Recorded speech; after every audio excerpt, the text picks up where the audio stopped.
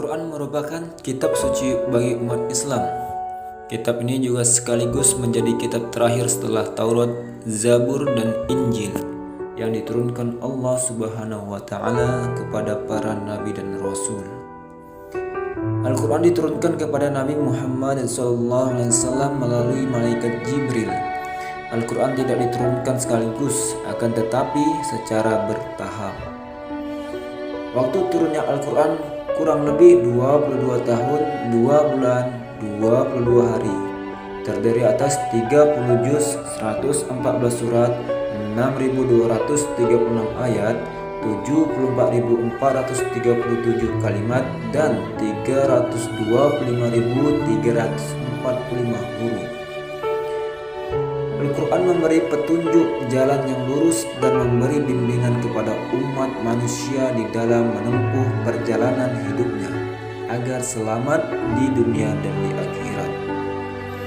Nabi Muhammad SAW bersabda, "Sebaik-baik kamu adalah orang yang mempelajari Al-Quran dan mengajarkannya." Hadis riwayat Bukhari.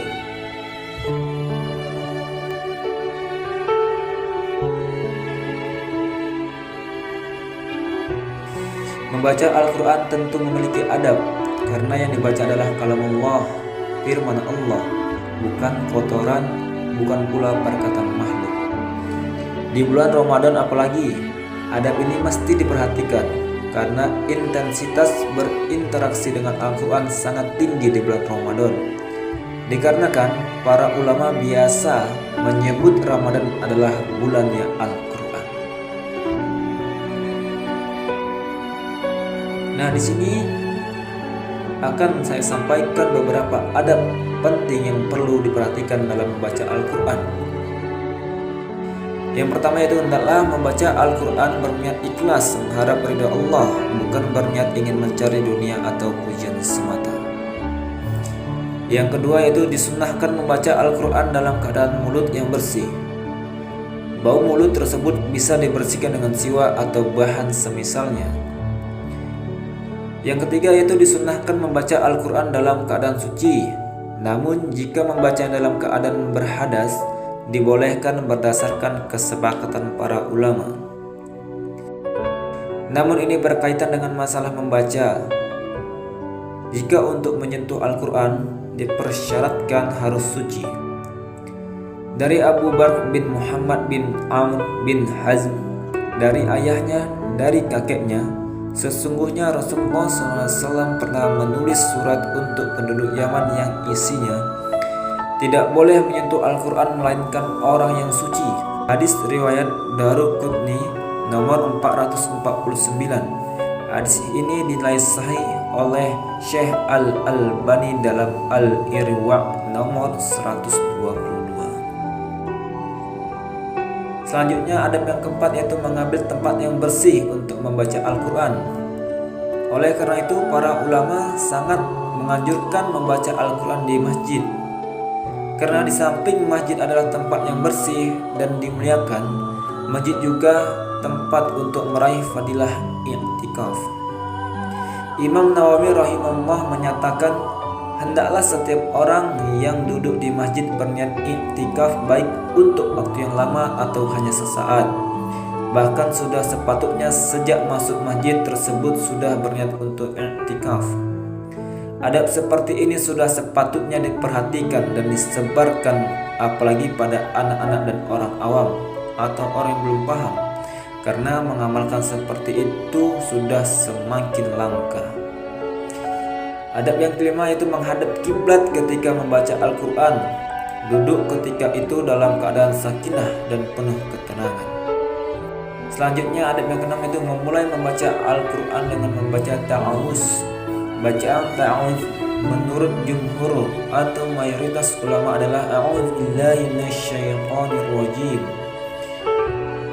Membaca ta'awuz ini dihukumi sunnah, bukan wajib. Perintah untuk membaca ta'awuz di sini disebutkan dalam ayat فَإِذَا قَرَأْتَ الْقُرْآنَ فَاسْتَعِذْ بِاللَّهِ مِنَ الشَّيْطَانِ الرَّجِيمِ.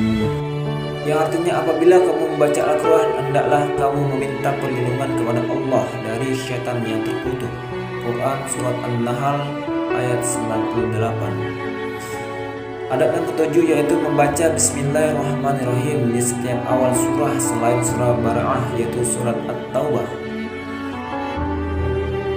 Dengan catatan, memulai pertengahan surat cukup dengan ta'awuz tanpa Bismillahirrahmanirrahim. Yang kedelapan yaitu hendaknya ketika membaca Al-Quran dalam keadaan khusyuk dan berusaha untuk mentadaburi atau merenungkan setiap ayat yang dibaca. Perintah untuk mentadaburi Al-Quran disebutkan dalam ayat, maka apakah mereka tidak memperhatikan Al-Quran ataukah hati mereka terkunci? Quran Surat Muhammad ayat 24. Ini adalah sebuah kitab yang kami turunkan kepadamu, penuh dengan berkah, supaya mereka memperhatikan ayat-ayatnya dan supaya mendapat pelajaran orang-orang yang mempunyai pikiran. Quran Surat Sad ayat 29. Imam Nawawi rahimahullah menyatakan hadis yang membicarakan tentang perintah untuk mentadaburi banyak sekali. Perkataan ulama salaf pun amat banyak tentang anjuran tersebut. Ada cerita bahwa sekelompok ulama teladan atau ulama salaf yang hanya membaca satu ayat yang terus diulang-ulang dan direnungkan di waktu malam hingga datang subuh. Bahkan ada yang membaca Al-Quran saking mentadaburinya hingga pingsan. Lebih dari itu ada di antara ulama yang sampai meninggal dunia ketika mentadaburi Al-Quran.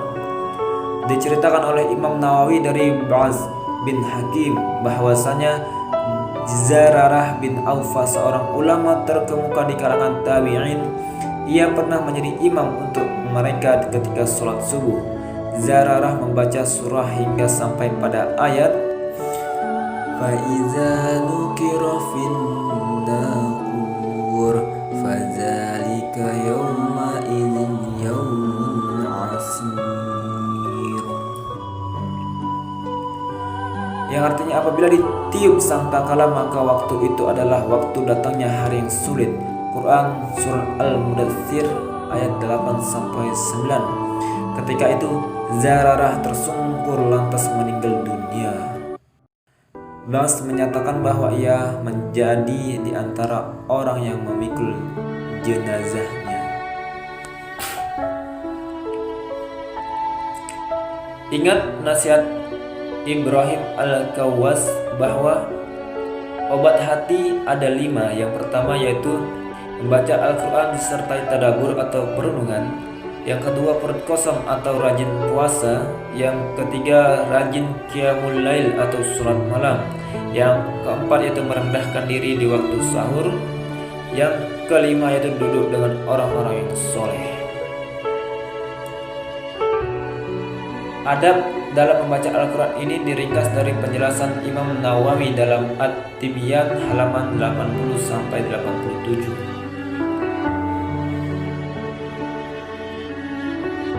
Semoga dapat bermanfaat. Assalamualaikum warahmatullahi wabarakatuh.